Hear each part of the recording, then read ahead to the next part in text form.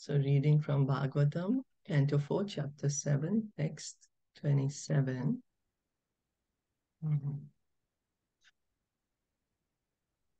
Ritvij Ucha Ritvija Ucha Tatvam Natevayam Anjana Rutra Shapat Tattvam Nate Vayam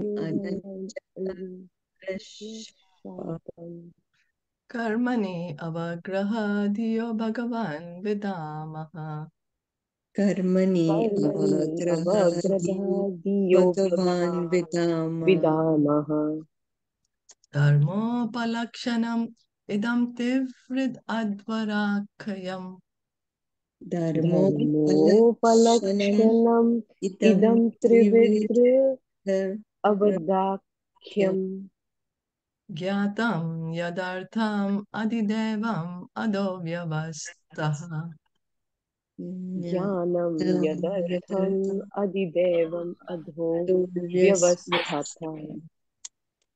Translation and purport by His Divine Grace, A.C. Bhaktivedanta Swami Srila Prabhupada. The priest addressed the Lord, saying, O Lord, transcendental to material contamination, by the curse offered by Lord Shiva's men, we have become attached to fruitive activities, and thus now are fallen, and therefore do not know anything about you. On the contrary, we are now involved in the injunctions of the three departments of the Vedic knowledge under the plea of executing rituals in the name of yajna. We know that you have made arrangements for distributing the respective shares of the demigods. So when the cursing and counter cursing happened, Nandishwar was cursing that all the priests are gonna, just gonna be priests in name only. They're gonna perform the Vedic rituals only only in name. They're gonna be attached to all the karma kanda activities. So now they're telling the Lord, yes, it has happened. It's happened, and now uh, we have forgotten you. We cannot understand you. The Vedas are known as Traigunya Vishaya Vedaha.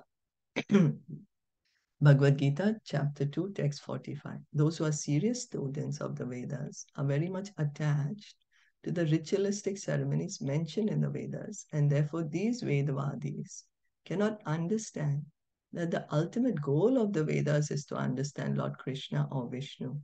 So the Vedas are designed in such a way, the flowery language is such in Vedas that one can get very attracted by the karma kand activities.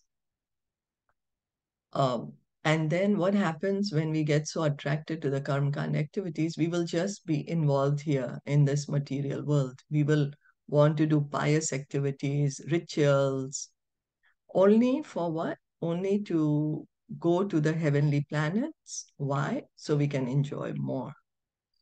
And then that is going to keep us in the material world for a long, long time. But Vyasadev's intention was not for us to stay at the Karmakand level. Yes, he designed it as a ladder, but a gradual elevation of consciousness. He did not want us to stay at this ladder of Karmakand. He wanted us to elevate our consciousness and ultimately come to bhakti. But because it's an indirect process, it takes us through karma kand, then to gyan kand, then ultimately it will bring us to bhakti. So it becomes very long, and many people might not reach bhakti. So that's the reason many people who follow the Vedas don't know that Krishna is the end of all the Vedas, that the goal of the Vedas is Krishna Prem. Krishna says in Bhagavad Gita, chapter 15, Vedes sarver aham eva vedyaha, that the goal of all the Vedas is to know me. That's the reason we have been given the Vedas. That's the whole point. Prema Pumartho Mahan. The goal of life is love of Krishna. We have forgotten that we are all eternal souls, parts and parcels of Krishna, and that we have an eternal loving relationship with Krishna. So now that we have this human life, we have the opportunity to revive this relationship with Krishna. Our relationship with Krishna is eternal. It's not like any other material relationship. Many people say, oh, relationship means material.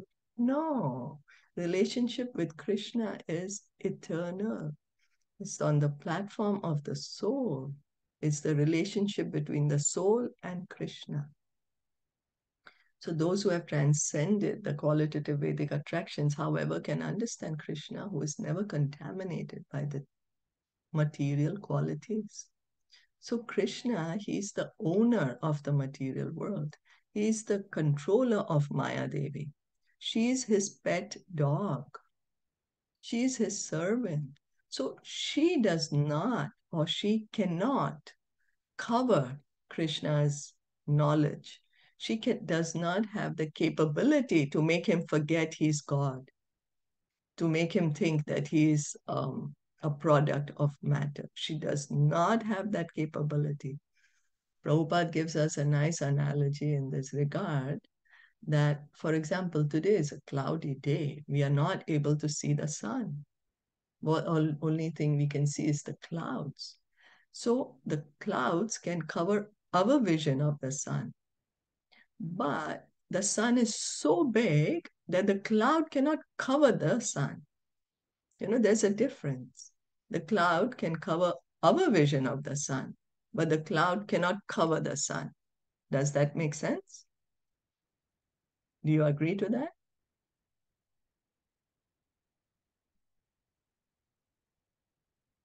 Yes, no, maybe? So we can't see the sun, but the cloud is not actually fully covering the sun. That's something we have to understand. So similarly, Maya Devi, she covers our vision of Krishna, but she can never cover Krishna. She helps us to forget Krishna. She helps us to forget our identity, but she can never, never influence Krishna in that way. So therefore, Lord Vishnu is addressed here as Ananjana, free from Ananjana, free from material contamination. In Bhagavad Gita, chapter 2, text 42, the crude Vedic scholars have been deprecated by Krishna as follows. Yam imam pushpitam vacham pravadanti avipaschitaha vedavada ratapartha nanyad astiti vadinaha.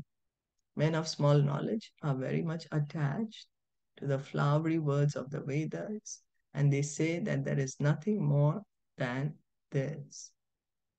So Krishna is saying, don't just get involved in the flowery words of the Vedas. What is the flowery words of the Vedas? The promises of performing karma ritual activities. The Vedas promise us you do nice pious activities, you do nice charitable penances, austerities, and then you go to the heavenly planets, you get this nice pious results, go to the heavenly planets. Why? Then you can enjoy more. So Krishna is saying, don't get involved in this. Don't get attached to this. Look beyond this. I am the one who is to be known by all the Vedas. Vedescha sarver aham eva vedya. So, as we pointed out yesterday, as Neha said yesterday, that we have to come to Krishna. There is no choice not to come to Krishna. If we want to really understand ourselves, we really want to get out of the material world, we really want um, liberation, we have to come to the point of surrendering to Krishna. Okay. So sadasya uchuhu. Sadasya uchuhu. Utpati adavani asharana uruklesha durge nato antakogra. Utpati advani asharana ruklesha durge antaka kogra. Vyalan vishte vishaya mrigatrishi atmagye horubharaha. Vyalan Viste Vishayamrika Rishi Atma Gehuru Bharaha Bandva Swabre Kalamraga Bhayesho Kadave Adya Sartaha Dvandva Shvare Kalamrika Bhaye Shokadave Adya Pado Kaste Shara Nada Kadayati Kamo Ashrishtaha Padukaste Sharada Yati Kamo The members of the assembly address the Lord, O exclusive shelter for all who are situated in troubled life. In this formidable fort of conditional existence, the time element, like a snake, is always looking for an opportunity to strike. This world is full of ditches of so called distress and happiness, and there are many ferocious animals always ready to attack. The fire of lamentation is always blazing, and the mirage of false happiness is always alluring, but one has no shelter from them. Thus, foolish persons live in the cycle of birth and death, always overburdened in discharging their so called duties.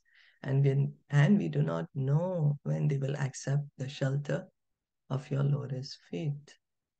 So the demigods are they are basically describing our situation in this material world. So the material world is Durga Devi. She's called Durga, and this material world is called a Durg fort. It's a fort. We cannot get out of here. She's the superintendent. She's guarding the fort. Only those who Krishna allows to leave can leave. It's not a jail that we can, how we see some movies, somebody's planning to jailbreak. I can't do that. Cannot escape Durga Devi's very stringent supervision. And then whoever Krishna tells her, oh, you let this one go, let this go, then she lets that person go. So exclusive shelter for all who are situated in troubled life. So who's the only shelter is Krishna. We have many shelters. We have many shelters. We have our family, our loved ones. We try to take shelter of our education or of our possessions. But the ultimate shelter is only Krishna. Yes, we are in the material world. Yes, we are in the material body. Yes, we will have all these shelters. But the thing to it's not that we disregard everyone and say, no, I have nothing to do with you. No, it's not that. But we have to understand it that the ultimate shelter is Krishna. Yes, all the others are helping us. Yes, they are doing their part. We are doing our part. But the ultimate shelter is Krishna. That is we have to understand. And the time element, like a snake, we are gonna go. One day we have to leave the body. One day, like the frog croaks, croaks, croaks. By his croaking, what happens? Attracts the snake, and snake comes in. It's the frog. That's our position. Um, we are thinking, oh, we are going to be eternally in this body. No, the time element is going to come and we will have to give up this body. Ditches of so-called happiness and distress. Okay, we can understand distress is a ditch. Why is happiness being called as a ditch? Because it's still material. It conditions us to continue to stay longer here in the material world. It reinforces our conditioning that I'm the body. That's the reason it's called a ditch. And distress, none of us want distress. We don't like to be unhappy. None of us. The ferocious animals, there's so many.